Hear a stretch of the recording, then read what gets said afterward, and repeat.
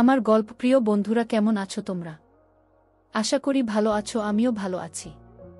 তোমাদের মজা দিতে আমি আরও একটি মজার গল্প নিয়ে এসেছি। গল্পটি শুনলে তোমাদের রড দিয়ে ঝরনার মতো পানি বেরিয়ে আসবে। তো বুঝতেই পারতেছ গল্পটা কেমন ইন্টারেস্টিং হতে চলেছে, তাই দেরি না করে কানে হেডফোন পরে নাও।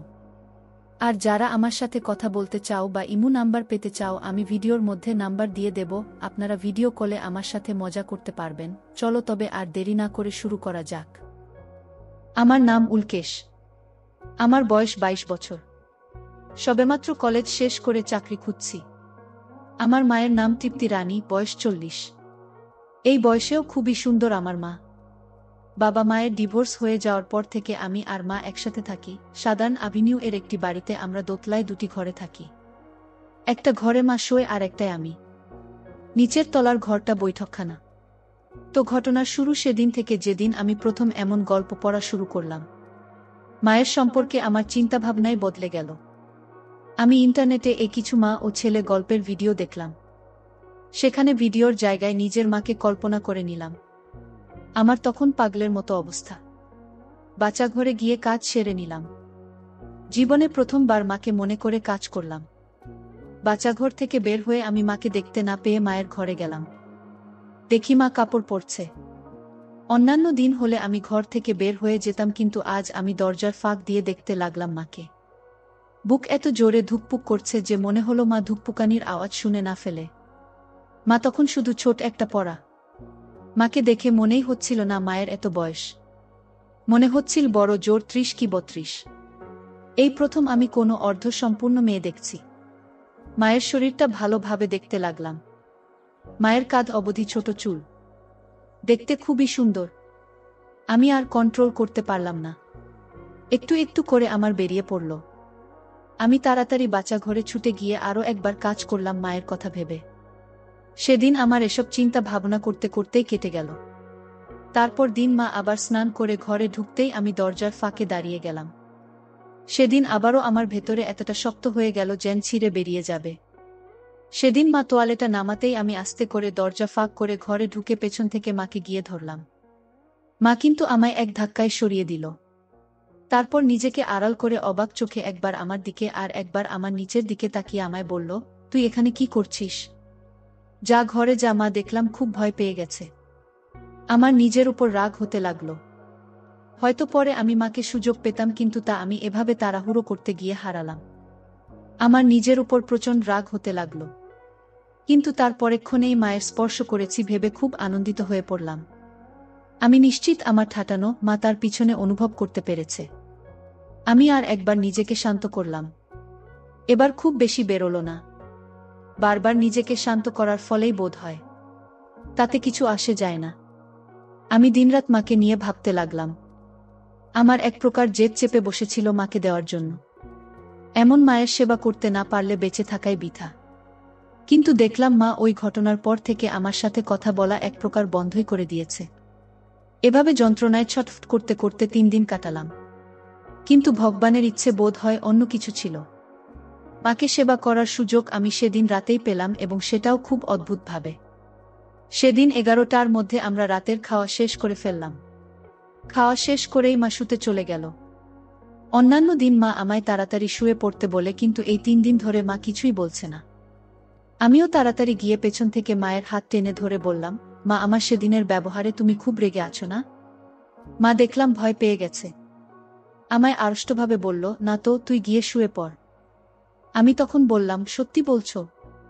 মা বলল, হ্যাঁ। আমি তখন বললাম, মা, আমার খুব ভয় লাগছে, আমি তোমার সাথে শোবো?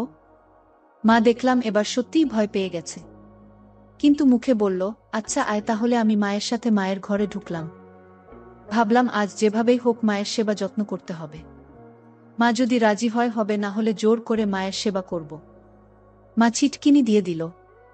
মা লাইট অফ করতে যাবে। আমি তখন বললাম, মা, তোমার সাথে আমার কিছু কথা আছে। মা ভয়ে ভয়ে আমার কাছে এসে বলল, বল। আমি বললাম, খাটে বসো না মা। আমার থেকে অনেকটা দূরে খাটে বসল। আমি বললাম, মা, এই কদিন আমি অনেক কষ্ট সহ্য করেছি, কিন্তু আর না। এ যন্ত্রণা ভোগ করা যায় না। মা, জানি না তুমি আমায় কি বলবে। এ কথাগুলো শোনার পর হয়তো তুমি আমায় ঘেন্না করতে পারো। তবে আমার এ কথাগুলো তোমায় শুনতেই হবে। আমি মায়ের দিকে তাকালাম, দেখি মা একদৃষ্টে আমার দিকে চেয়ে আছে। আমি বললাম, মা, আমি তোমাকে খুব ভালোবেসে ফেলেছি। আমি তোমার প্রতি মোহগ্রস্ত হয়ে পড়েছি।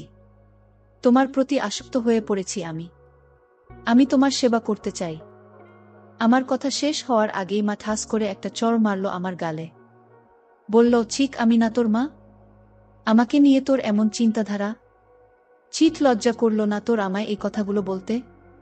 আমি তখন বললাম, মা, তোমারও তো দরকার। বাবার সাথে তোমার ডিভোর্স হয়ে যাওয়ার পর তোমার ইচ্ছাগুলোও তো অপূর্ণ রয়ে গেছে। আমি ছেলে হয়ে তোমার এই কষ্ট কিভাবে সহ্য করব বলো তো? মা বলল, একদম চুপ কর।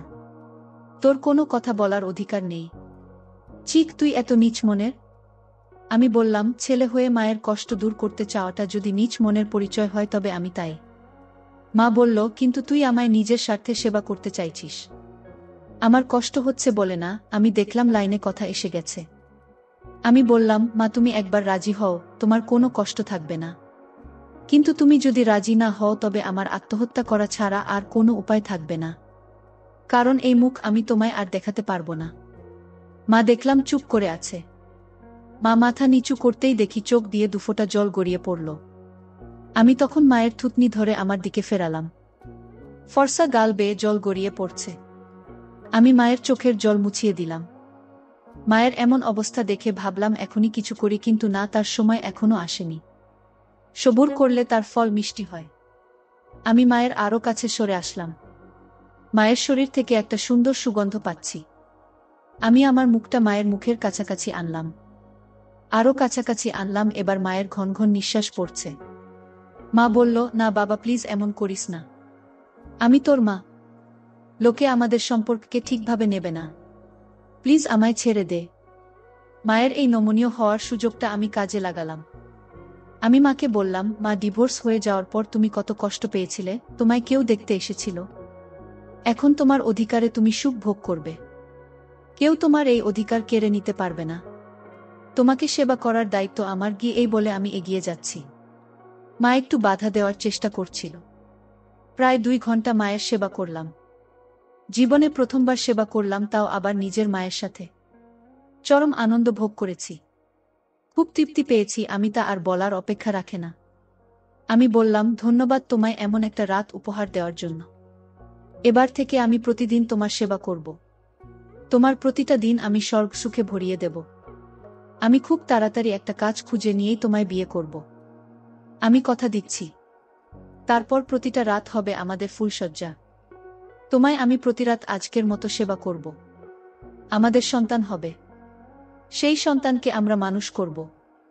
ওর ঘর আলাদা হবে যাতে তোমার আর আমার সেবা করতে কোনো অসুবিধা না হয়। তারপরই মা যা বলল তাতে এই কিছুক্ষণ আগের মা কিংবা আমার চিরপরিচিত মায়ের সাথে এই মায়ের কোনো মিল পেলাম না। মা বলল, আজ রাতে তোর আর আমার মধ্যে যা হলো সব ভুলে যা। আমি একজন মা, সন্তানের ভালো চাই। তাই তোর মুখ চেয়ে আজ রাতটা আমি তোর সাথে সেবা করতে রাজি হয়েছিলাম। শুধুমাত্র আজকের রাতটা। সুতরাং কাল থেকে তুই আমার ছেলে আর আমি তোর মা। আর হ্যাঁ, কাল থেকে যেন আমার প্রতি কোনো রকম পাগলামো যেন না দেখি। তাহলে কিন্তু তোকে মেন্টাল হসপিটালে পাঠাতে বাধ্য হব আমি। আমার ধরা তো দূরের কথা, আমার কাছাকাছিও আসবি না তুই। তোকে ঘেন্না করি আমি। ধিক্কার তোকে, যে নিজের মাকে চায়। আমি না বলা সত্ত্বেও তুই বাধ্য করলি আমায় তোর সাথে কাজ করতে।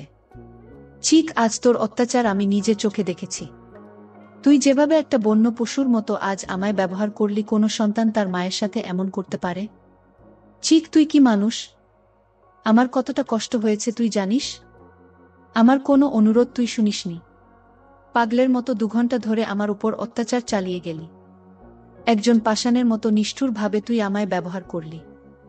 একদিন ক্লাস 7-এ পড়ার সময় তুই আমার অন্যমনস্কতায় আঁচল সরে গিয়ে বেরিয়ে পড়া আমার দিকে হাঁ করে তাকিয়েছিলি। তখন আমি বুঝতে পেরেছিলাম তোর জিভ দিয়ে লালা ঝরছে। তখন ভেবেছিলাম তোর বয়স বাড়লেই পরে সব ঠিক হয়ে যাবে হয়তো। কিংবা সেদিন যখন তুই আমায় পেছন থেকে ধরলি, সেদিনও যদি তোকে একটা চড় মারতাম তাহলে আজ হয়তো আমায় এদিন দেখতে হতো না। চিট, তুই ছেলে হয়ে কিনা মায়ের সাথে করলি? মা আমার দিক থেকে তীব্র ঘৃণায় মুখ সরিয়ে নিল। আমি কিছু বললাম না, যদিও বুঝতে পারছিলাম মা যা করলো ঠিক করলো না। কারণ মা আমার সাথে যথেষ্ট মজা নিয়েছে, এতে আমি নিশ্চিত। আমি মাকে ছেড়ে উঠে বসতে লাগলাম। ভেতর থেকে বের করতেই দেখি তার বেয়ে টপটপ করে লাল পানি পড়ছে। এবার বুঝলাম মা যতই উপভোগ করুক মায়ের খুব কষ্ট হয়েছে। তুই যা চেয়েছিলি তা তুই পেয়ে গেছিস, এবার আমায় রেহাই দেছি বলে মা কাঁদতে কাঁদতে বাচ্চাঘরের দিকে চলে গেল। আমি নিজেকে ধিক্কার দিতে লাগলাম। আমার ভয় করতে লাগলো মায়ের ডিভোর্স হয়ে যাওয়ার পর মা আমার সাথেই থাকে, কিন্তু এই ঘটনার পর মা যদি আমায় ছেড়ে চলে যায় তবে আমি কি নিয়ে থাকব? কিংবা যদি মা আমার এই আচরণের কথা কাউকে বলে দেয় তাহলে কি হবে? আমার ভয় করতে লাগলো। ভাবলাম কাল সকাল হোক মার কাছে ক্ষমা চেয়ে নেব। আমি আমার শুয়ে পড়লাম। মা সেদিন রাত্রে আর বাচ্চাঘর থেকে বের হয়নি। সারা রাত ফুপিয়ে ফুপিয়ে কেঁদেছে, আমি ঘুমের ঘোরে টের পেয়েছি। সকালের রোদ গায়ে এসে পড়তেই আমি উঠে পড়লাম। ঘরে মা ছিল না। রান্নাঘরে গিয়ে দেখি মা রান্না করছে। আজ মাকে একেবারে অন্যরকম লাগছে। আমি মায়ের কাছে গিয়ে বললাম, মা আই এম সরি, আমায় ক্ষমা করে দাও। আমি বুঝতে পারিনি, আমার অজান্তেই কাল তোমায় কষ্ট দিয়ে ফেলেছি। প্লিজ মা আমায় ক্ষমা করে দাও। মা কিছু বলল না। তবে মা একটু ঘুরতেই কালকের অত্যাচারের চিহ্ন স্বরূপ দেখি মায়ের মুখটা একটু ফুলে আছে, একটু যেন কাটা চিহ্ন চোখে পড়ল। মা কিছু বলল না দেখে আমি বাচ্চাঘরে চলে গেলাম। বাচ্চাঘরে গিয়ে আমি একটা দারুণ ফন্দি আঁটলাম। যদি এই প্ল্যানটা খাটাই তবে মা আর সুখ দুটোই ফেরত পাব। প্ল্যান মাফিক আমি বাচ্চাঘর থেকে বের হলাম। দেখি টেবিলে সকালের খাবার ঢাকা দেওয়া। মা আমায় খেতে পর্যন্ত বলেনি। আমি খেলাম না, নিজের ঘরে এসে প্ল্যান মাফিক একটু লাল নেলপলিশ হাতে ঢেলে সেটাকে গড়িয়ে পড়তে দিলাম। আর একটু নেলপলিশ ছুরিতেও লাগিয়ে দিলাম। তারপর নেলপলিশটা সরিয়ে রেখে চিৎকার করে উঠলাম, আহ মা গো! মা চিৎকার শুনে ছুটে আমার ঘরে চলে এলো। দেখেই মা আটকে উঠল, এ কি, কি করেছিস তুই? এটা পাগল হয়ে গেলি নাকি? বলেই মা একটা রুমাল নিয়ে আমার ওই জায়গাটা বাঁধতে গেল। আমি কিন্তু মাকে সরিয়ে দিয়ে বললাম, তুমি আমাকে ছুঁতে বারণ করেছ, আবার তুমিই আমাকে ধরছ। আর তাছাড়া আমি বাঁচতে চাই না। তুমি আমাকে এভাবে ঘৃণা করবে? কি করব আমি বেঁচে থেকে? মায়ের রাগ একটু একটু করে গলছে দেখলাম। মা আমার কাছে কাতর অনুরোধ করে বলল, তুই ওই জায়গায় রুমালটা বেঁধে নে, তারপর তোর সব কথা আমি শুনছি। আমি বললাম, তুমি তো আমায় ঘেন্না করো, আবার আমার উপর এত দরদ দেখাচ্ছ কেন? আমার যা হয় হোক, তোমার কি? মা কিছুক্ষণ কি যেন ভাবল, তারপর আমার কাছে সরে এসে আমার গালে হাত দিয়ে আদর করে বলল, দেখ বাবা, আমি তোকে ঘেন্না করি না, কিন্তু তোর এই আচরণ আমার ভালো লাগছে না। তুই কেন এত বদলে গেছিস? আমি আমার গাল থেকে মায়ের হাতটা সরিয়ে বললাম, আমি বদলে যাইনি মা। তোমার একা থাকার কষ্ট আমি দেখেছি। আমি শুধু তোমার সাথে সম্পর্ক করে তোমায় সুখী করতে চেয়েছিলাম। আর কিছু তো চাইনি আমি তোমার সুখ ছাড়া। কয়টা ছেলে দেখো তো নিজের সুখ বলি দিয়ে দেয় তার নিজের মায়ের সুখের জন্য। এখন যে করেই হোক মাকে পুরোপুরি রাজি করাতে চাইছিলাম, তাই নিজের সুখকে মায়ের সুখ বলে চালিয়ে দিচ্ছিলাম। এবার আমি মায়ের আরও একটু কাছে সরে আসলাম। বললাম, তুমি যতই বলো আমি জানি কাল তুমি কতটা সুখ পেয়েছ। মা বলল, কিন্তু কেউ যদি জানতে পারে তোর আর আমার এই সম্পর্কটা? আমার কারো কাছে মুখ দেখানোর উপায় থাকবে না। আমি এবার মায়ের আরও কাছে সরে এসে আমার বলিষ্ঠ দুটো হাত দিয়ে মায়ের দুকাত ধরে আমায় ভরসা করার আশ্বাস দিয়ে বললাম, কেউ জানতে পারবে না। আমায় তুমি ভরসা করতে পারো। আজ থেকে তোমায় সুখী করা আর তোমার সম্মান রক্ষার দায়িত্ব দুটোই আমার। মায়ের তবুও একটু দ্বিধা ছিল। আমি বুঝতে পারছিলাম না আগের দিন রাতে এত খেয়েও এখনো এত সতীপনা আসে কি করে। কাল যখন লজ্জার মাথা খেয়ে ছেলেকে দিলে এত সতীপনা কোথায় ছিল? আমি তবুও সাহস করে কিছু করতে পারছিলাম না, কারণ কাল যা রূপ দেখেছি তারপর আর ঠিক সাহস হচ্ছিল না। ভাবলাম একবার মাকে রাজি হোক, সেবা করে মিটিয়ে দিব। কাল পাগলের মতো অবস্থা হয়ে গেছিল আমার, তাই তাড়াহুড়া করতে গিয়ে ঠিকমত যত্ন করাই হয়নি। আমি মায়ের আরও একটু কাছে সরে আসলাম। কাঁধ থেকে আঁটলটা আস্তে করে খসিয়ে দিলাম। কিন্তু অবাক হয়ে দেখলাম মা কোনো বাধা দিল না। এখন মায়ের সামনে স্পষ্ট দেখতে পাচ্ছি। মা বলে বলছি না, সত্যিই খুব ভালো লাগছিল। আমার মতো মায়েরও খুব সম্ভবত আগের দিন অতটা হুঁশ ছিল না। কিন্তু আজ আমাদের দুজনেরই একটা অজানা আশঙ্কায় মন দুরু করছে। মা ভয়ে লজ্জায় থরথর করে কাঁপছিল, যদিও চোখে সেরকম কোনো আভাস পাচ্ছিলাম না। আজ মায়ের চোখে সম্মতি ছিল, কিন্তু আগের দিন মায়ের চোখে এই সম্মতির ভাব ছিল না। আগের দিন ছিল খাঁচায় আটকে পড়া পাখির মতো অসহায় ভাব। আমিও ভয়ে কাঁপছিলাম। মায়ের চোখের দিকে তাকাতে পারছিলাম না। কারণ আগের দিন মায়ের উপর কর্তৃত্ব করার ভাব চলে এসেছিল। কিন্তু আজ কিছুটা শ্রদ্ধা, ভয় কাজ করছিল। তার চেয়েও বড় কথা, আমার সামনে দাঁড়িয়ে আছে আমার চেয়ে বয়সে অনেক বড় একজন হাই সোসাইটির মহিলা। কোথাও কোনো খুঁত নেই। তিনি আমার গর্ভধারিণী মা, যার রূপে আমি মুগ্ধ, যার জন্য আমি পাগল। আমি মায়ের আরও একটু কাছে সরে আসলাম। আমি আর মা দুজনেই ভয় পাচ্ছি। যদিও এই কাজটা আমরা আগেও করেছি, তবুও একটা ভয় কাজ করছে। আমি হয়তো এই মায়ের সেবা করতে করতে মরে যাব, কিন্তু মায়ের চাহিদা পূর্ণ করতে পারবো না।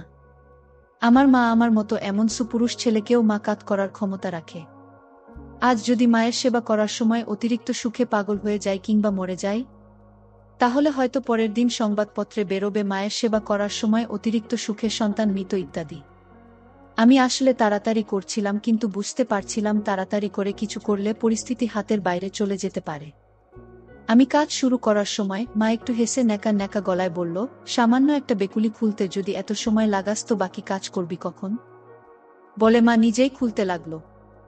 আমি ওইভাবে একদৃষ্টে মায়ের শরীরের দিকে তাকিয়ে আছি দেখেই কিনা জানি না মা বেকুলি নামাতে না পেরে হাল ছেড়ে দিল। আমি তখন উঠে মায়ের পেছনে গিয়ে দাঁড়ালাম। এবার মায়ের মুখে এতক্ষণের দুষ্টু হাসিটা কেটে গিয়ে একটা হালকা দ্বিধার ভাব ফুটে উঠল। কারণ মা আমার আগের দিনের আচরণ থেকে বুঝে নিয়েছে যে কাজটা আমার এতক্ষণ মায়ের সামনে দাঁড়িয়ে করতে অসুবিধা হচ্ছিল, সেই কাজটা খুব সহজেই আমি পেছনে দাঁড়িয়ে করতে পারবো। আমি সেটা বুঝতে পেরেছিলাম। মায়ের যন্ত্রণা কিংবা দ্বিধা হচ্ছিল বলেই কিনা জানি না মা নিজেকে ছাড়িয়ে আমার থেকে দূরে সরে যেতে চাইছিল। আমি কিন্তু মায়ের আমার কাছে টেনে নিলাম। মা অবাক হয়ে একটু পেছনে ঘুরে হা করে আমার দিকে চেয়ে রইল। মা এখনো আমার দিকে হা করে অবাক হয়ে তাকিয়ে আছে। বোধহয় বিশ্বাস করতে পারছে না যে মা তাকিয়ে আছে দেখেও আমার এতটা সাহস হতে পারে। কিন্তু মা এটা বুঝতে পেরেছিল যে মা এখন পুরোপুরি আমার বাঁধনে বাধা পড়ে গেছে।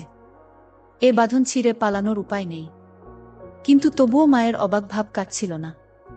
মা অবাক হয়ে আমার দিকে তাকিয়ে আছে, কিন্তু আমি সেদিকে পরোয়া না করে মা পিছনে ফিরে থাকা অবস্থাতেই মায়ের ধরলাম।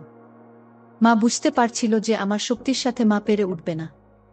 তাই মা একরকম হাল ছেড়ে দিয়ে নিজেকে আমার হাতে সঁপে দিল। বুঝতে পারলাম, কারণ মা যদি কোনোরকম বাধা দিতে যায় এতে হিতে বিপরীত হতে পারে। এটা মা বুঝতে পেরে গেছিল। একটা প্রচণ্ড ক্ষুধার্ত সিংহের সামনে যদি হঠাৎ করে মনের পছন্দ শিকার ধরা দিয়ে দেয়, তখন সেই সিংহের যেমন অবস্থা হয় আমার অবস্থা এখন ঠিক তেমন। এতগুলো বছর ধরে যাকে পাগলের মতো চেয়েছি, যাকে মনে মনে হাজারবার স্বপ্নে দেখেছি, যার অমোঘ আকর্ষণ আমাকে পাগল করে দিয়েছে, তাকে আমি দ্বিতীয়বার সেবা করার সুযোগ পেয়েছি। এমন সুবর্ণ সুযোগ আমি হাতছাড়া করতে চাই না। সারা জীবনের মতো স্মরণীয় করে রাখতে চাই আমার আর মায়ের একসঙ্গে কাটানো সুন্দর ঘটনাটা। আজ আমার মা তার নিজেরই সন্তানের জন্য দ্বিতীয়বারের জন্য গর্ভবতী হবে। যদিও আমার তো মনে হয় মা ইতিমধ্যে গর্ভবতী হয়ে পড়েছে। যদি আইপিল না খেয়ে থাকে তাহলে আমি নিশ্চিত মা আইপিল খেয়েছে। যদি খেয়ে থাকে তাহলে আজকের এই সুযোগ ছাড়া যাবে না। মাকে সেবা দিয়ে পাগল করে দিতে হবে যাতে মা এই দিনটা কখনো ভুলতে না পারে। আগের দিন আমি সেবা করার সময় এতটাই মোহগ্রস্ত হয়ে পড়েছিলাম যে আমার সমস্ত রকম অনুভূতি হারিয়ে গেছিল। আমার ভেতরের আমিটা হারিয়ে গেছিল। একটা প্রাণহীন হিংস্র পশুর মতো মায়ের উপর পাশবিক অত্যাচার চালিয়ে গেছিলাম। কিন্তু এই ভুল আমি আর করব না। আজ রাতে আমি আমার মাকে সবরকম সেবা যত্ন করব। আমি টিউব লাইটটা বন্ধ করে নাইট ল্যাম্পটা জ্বালিয়ে দিলাম। হালকা নীল আলোয় মাকে আরো মোহময় লাগছিল। মাকে দেখে মনে হচ্ছিল যেন বিখ্যাত কোনো শিল্পীর আঁকা ছবি থেকে বেরিয়ে আসা একটি মূর্তি, যার ভেতর আগুন দাউ দাউ করে জ্বলছে। মায়ের সেই অমোঘ আকর্ষণ এড়িয়ে যাওয়া তো দূরের কথা, আমি অন্য কোনো দিকে তাকাতে পর্যন্ত পারছিলাম না। আমি এক পা করে মায়ের দিকে এগোতে লাগলাম। মা একবার আমার নিচের দিকে তাকিয়ে তারপর আমার দিকে তাকিয়ে ভয়ে ভয়ে পেছনে সরতে লাগল। কিছুটা পিছিয়েই মা দেওয়ালে একটা ধাক্কা খেল। আর পিছনে যাওয়ার জায়গা নেই। মা এমন ভয় আর লজ্জা পাচ্ছে যেন মনে হচ্ছে আমি ওর নতুন বিয়ে করা স্বামী। মা একটু অবাক হয়ে গেছিল। এবার আমি সম্পূর্ণ হয়ে নিলাম। মা এক দৃষ্টিতে আমার দিকে চেয়ে আছে, আর হয়তো ভাবছে এর রহস্য কি। একটু দুর্বল না হয়েও এতক্ষণ কাজ করতে পারে কি করে আমার ছেলেটা। একটা মন পাগল করা গন্ধ পাচ্ছি এখনো মায়ের থেকে। আমার দিকে ফিরে আমায় ধরে ঝরঝর করে কেঁদে ফেলল। আমার সমস্ত চিন্তাভাবনা, আবেগ, বিবেক, বুদ্ধি, পরিকল্পনাকে একরকম ওলটপালট করে দিয়ে মা বলতে লাগল, তুই আমায় এত ভালোবাসিস, তবে সেদিন কেন আমার উপর এমন অত্যাচার করলি? তুই জানিস আমি কত কষ্ট পেয়েছিলাম? তুই যখন আমায় সেদিন কাজ করার জন্য চাপ দিচ্ছিলি, আমি কিছুতেই নিজেকে তোর পার্টনার হিসেবে কল্পনা করতে পারছিলাম না। কিন্তু তারপর তোর কথাগুলো শুনে আমি নিজেকে বুঝিয়েছিলাম, কারণ আমি সারা জীবন ভালোবাসা পাইনি। তোর বাবাকে আমি ভালোবেসে বিয়ে করেছিলাম, কিন্তু ডিভোর্স হয়ে যাওয়ার পর আমি স্বপ্ন দেখা বন্ধ করে দিয়েছিলাম। তোর কাছে একটু আশ্রয় খুঁজতে চেয়েছিলাম, কিন্তু যখন তুই আমার দুর্বলতার সুযোগ নিয়ে আমার উপর ওইরকম অত্যাচার করলি, আমি খুব কষ্ট পেয়েছিলাম। আমি খুব কেঁদেছিলাম, কারণ আমার এই শেষ স্বপ্নটাও ভেঙে চুরমার হয়ে গেছিল। আমিও একজন মেয়ে, আমারও ভালোবাসা, আবেগ, যন্ত্রণা আছে। তোর মধ্যে আমার প্রতি একটা প্রেম আছে যা আমায় তোর সম্পর্কে নতুন করে ভাবতে বাধ্য করল। হতে পারে তার মধ্যে কাজ একটু বেশি, তবুও এটাই আমায় মুগ্ধ করেছে। তোকে আমি ইতিমধ্যে আমার স্বপ্নের পুরুষ হিসেবে কল্পনা করে নিয়েছি। একজন মা কখনই চাইবে না যে তার ছেলে বিপথে যাক। যদি সেই ছেলে মায়ের সাথে সম্পর্কে সুখী থাকে, তাতে ক্ষতি কি? একজন মায়ের কাছে তার ছেলের সুখী সব। অন্তত আমি নিশ্চিত তুই আমায় কখনো ছেড়ে যাবি না। কি যাবি না তো? আমার চোখ দিয়ে টপটপ করে জল পড়তে লাগলো। মাকে আমি কি ভেবেছিলাম? মায়ের সম্পর্কে কি বাজে চিন্তা ভাবনা করেছিলাম? আমি মাকে বললাম, কখনো না মা, আমি তোমায় ছেড়ে কোথাও যাব না। সারা জীবন তোমায় ভালোবাসবো। আই লাভ ইউ মা। এরপর সেদিন আমরা কাজ করেছিলাম কিনা নাই বা শুনলেন। মা আমায় ভুল প্রমাণিত করেছিল, কারণ মা আগের দিন সত্যিই আইপিল নেয়নি। সেদিন রাতেই আমি মাকে বিয়ে দিয়ে করেছিলাম। বাবার দেওয়া মঙ্গলসূত্র খুলে ফেলে দিয়ে মা আমায় আপন করে নিয়েছিল। সেদিন থেকেই মাকে সত্যিই আমি খুব ভালোবেসে ফেলেছি। এরপর লোক লজ্জার থেকে বাঁচতে মাকে নিয়ে আমি অনেক দূর এক নির্জন জায়গায় চলে এসেছি, কারণ রাগঠাক দিয়ে চলা বেশি দিন সম্ভব ছিল না। ইতিমধ্যেই লোকজন আমাদের নিয়ে বলাবলি শুরু করেছিল, কারণ সবাই জানে মায়ের ডিভোর্স হয়ে গেছে। তবুও অনেক রাতেও সেবা চলাকালীন যখন মায়ের চিৎকার বাড়ির বাইরে থেকেও শোনা যায়, তাই আমরা বেশি দিন ব্যাপারটা ঢেকে রাখতে পারিনি। বাড়িটা বিক্রি করে দিয়ে ওই পাড়া এবং সমস্ত ঝঞ্ঝাট পেছনে ফেলে আজ অনেক দূরে চলে এসেছি। আমরা এখানে নিজেদের নতুন সংসার গড়ে তুলেছি। আমি একটা ছোট হোটেলে কাজ পেয়েছি। মাইনে যা পাই তাতে আমাদের চলে যায়, কারণ মা খুবই হিসেব করে চলে। আমরা সত্যিই খুব শান্তিতে আছি। আজ 2 বছর হয়ে গেল আমাদের 2টি ফুটফুটে সন্তান হয়েছে। 2টিই মেয়ে, একদম ফুলের মতো। আমরা আমাদের মেয়েকে খুব যত্নে বড় করে তুলব, এই আমাদের ইচ্ছে। আজকের গল্পটি এ পর্যন্ত। এতক্ষণ সাথে থাকার জন্য ধন্যবাদ। দেখা হবে পরবর্তী কোনো ভিডিওতে।